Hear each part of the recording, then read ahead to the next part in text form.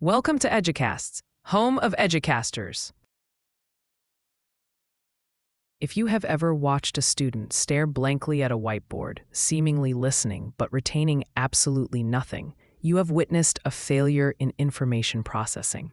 It is the classic in one ear and out the other phenomenon.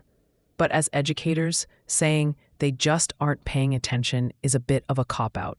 We need to know why the information didn't stick.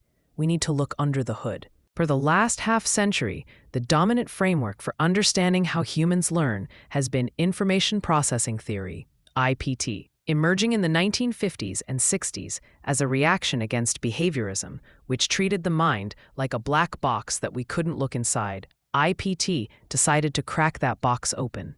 The theory relies heavily on a computer metaphor. It suggests that the human mind works remarkably like a computer. We have hardware, the brain structures, software, cognitive strategies, input, senses, processing, thinking, and output, behavior, knowledge. This isn't just dry theory for psychology textbooks. Information processing theory is the blueprint for the classroom. It explains why a student can memorize a vocabulary list for a test on Friday and forget it by Monday. It explains why showing a complex diagram while talking over it often confuses students rather than helping them. It explains why multitasking is a myth. We are going to break down the architecture of the human mind as viewed through IPT, explore how memories are made and lost, and, most importantly, look at how educators can hack this system to make learning stick. We are moving beyond teaching and into the realm of facilitating processing. To understand how we learn, we have to look at the standard model of memory. While there have been updates and tweaks over the years, the foundational framework, known as the Atkinson-Shiffrin model, divides our memory into three distinct storage systems: sensory memory, working memory, often used interchangeably with short-term memory, and long-term memory. Think of this as a funnel. A massive amount of information enters at the top, but only a tiny fraction makes it to the permanent storage at the bottom. 1. Sensory memory, the gatekeeper. Every second, your body is bombarded with stimuli: the hum of the air conditioner, the pressure of the chair against your back, the smell of whiteboard markers, the flickering light in the hallway. This is the realm of sensory memory. Sensory memory is the intake valve. It holds raw sensory data for an incredibly short time. Visual information, iconic memory, lasts less than a half second, while auditory information, echoic memory, might hang around for 3 or 4 seconds. Here is the kicker for teachers. Sensory memory has a massive capacity but a fleeting duration. Its job is not to store information for later. Its job is to hold it just long enough for your brain to decide if it matters. If the brain ignores the input, it vanishes instantly. It's gone forever. This introduces the first major hurdle in learning: attention. Attention is the mechanism that moves information from sensory memory into working memory. If a student isn't paying attention, the information literally doesn't enter their processing system. It doesn't matter how brilliant your lecture is. If the student is focused on a text message, your voice is just background noise in their sensory register, fading away in seconds. 2. Working memory, the workbench of the mind. If sensory memory is the intake valve, working memory is the workbench. This is where the magic happens. It is where conscious thought occurs. When you are solving a math problem, formulating a sentence, or listening to a story, you are doing it in your working memory. However, working memory has a fatal flaw. It is incredibly wimpy. Back in the 1950s, a psychologist named George Miller published a famous paper claiming the magic number of working memory capacity was 7 ± 2. He thought we could hold about 7 items at once.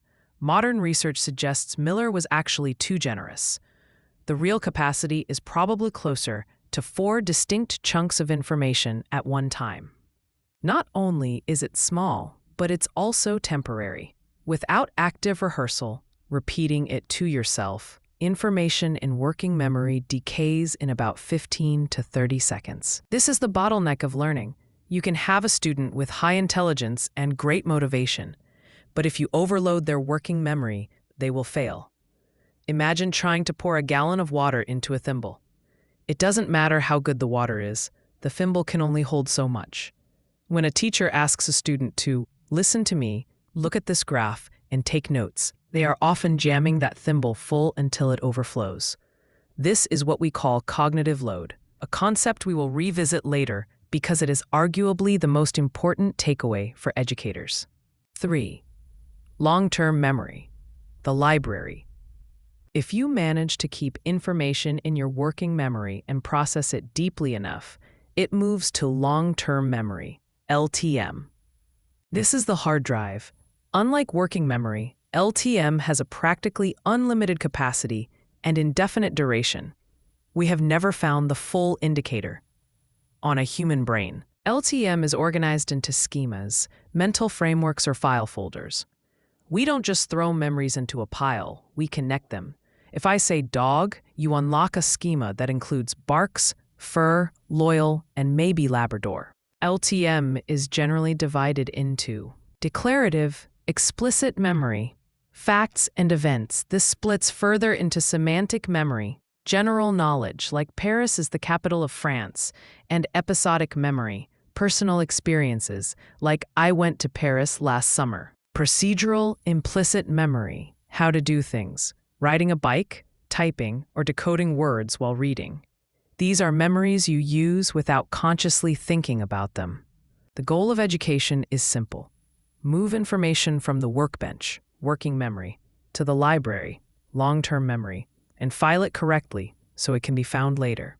The software, encoding, storage, and retrieval. Knowing the parts of the brain is useful, but knowing how they interact is where the rubber meets the road.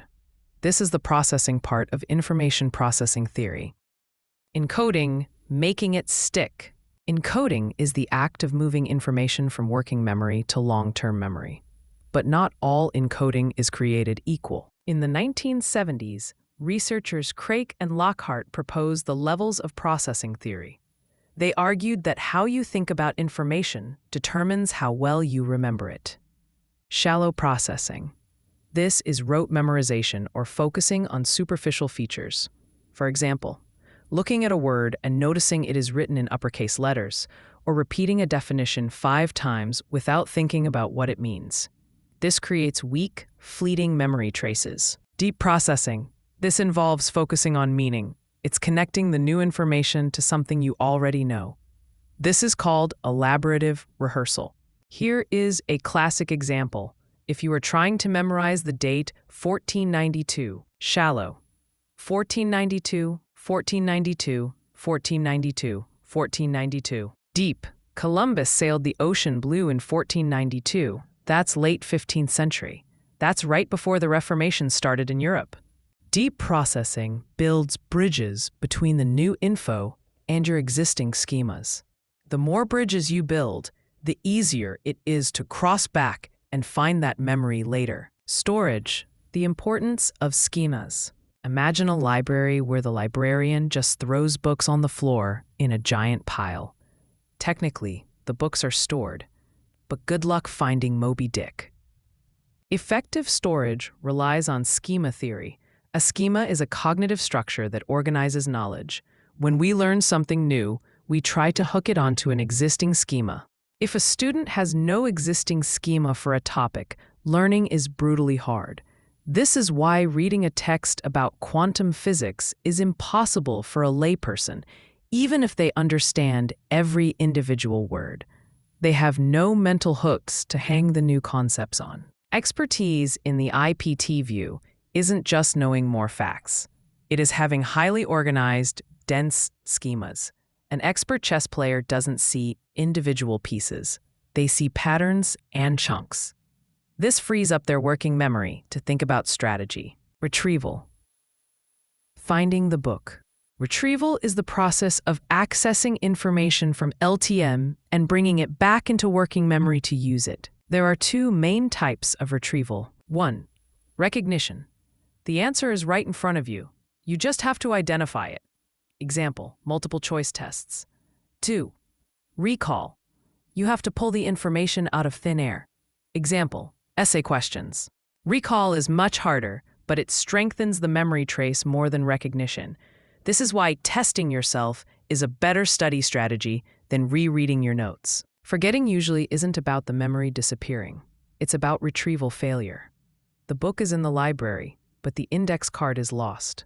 You can't find the pathway to the memory. This leads to the tip of the tongue phenomenon. Executive control, metacognition. If the brain is a computer, who is operating the keyboard? That would be the executive control processes, often grouped under the umbrella of metacognition. Metacognition is thinking about thinking. It is the ability to monitor your own learning. It includes planning. I need to study this chapter first because it's the hardest. Monitoring. Do I actually understand this paragraph, or did I just move my eyes over the words? Evaluation. That study strategy didn't work. I need to try flashcards next time. Young children are terrible at this. They often think they know something just because they heard it once. As we mature, our executive control improves. However, many struggling high schoolers still lack these skills. They study passively because they don't realize that active processing is required. Teaching students how to process information is just as important as the information itself.